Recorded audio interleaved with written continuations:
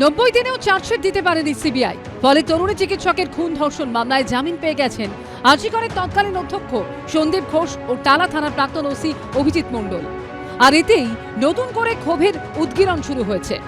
আরজিকর কাণ্ডে আদালতে দ্রুত সাপ্লিমেন্টারি চার্জশিট পেশ করতে হবে সিবিআইকে এবং রাজ্য সরকার সন্দীপ ঘোষের বিরুদ্ধে চার্জশিট জমা দেওয়ার জন্য এনওসি দিক।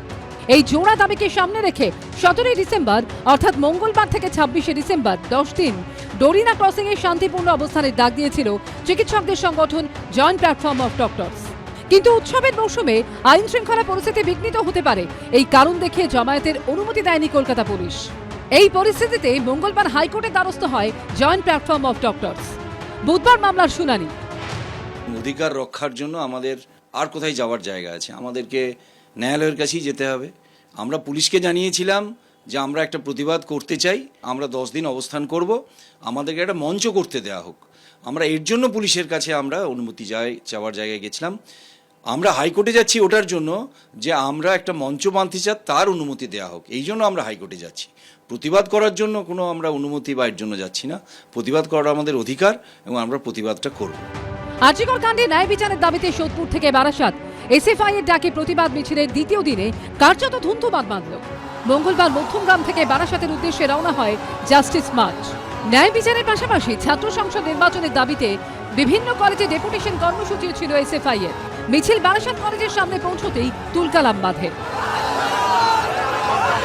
মিছিল করে যখন 34 নম্বর জাতীয় সড়কে 11 নম্বর রেলগেটের কাছে এসে পৌঁছয় এসএফআই এর মিছিল, সেই সময় তৃণমূল ছাত্র পরিষদের তরফ থেকে স্লোগান দেওয়া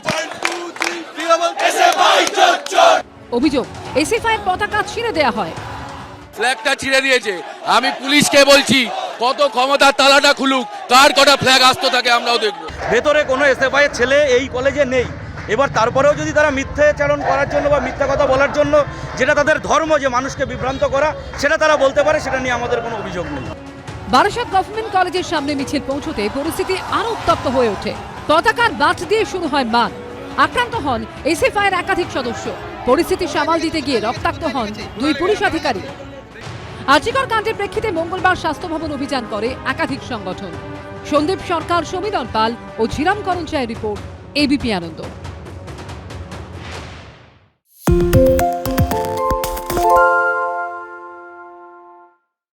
সত্য অন্তহীন, সত্যের খোঁজও তাই, সত্য সন্ধানে তাই আমরা অক্লান্ত, অকুতভয়। এবিপি আনন্দ নতুন ভাবনার প্রতীক, যা মনে মুক্ত, তথ্যে যুক্ত এবং যাবতীয় সীমানার বাঁধন থেকে মুক্ত।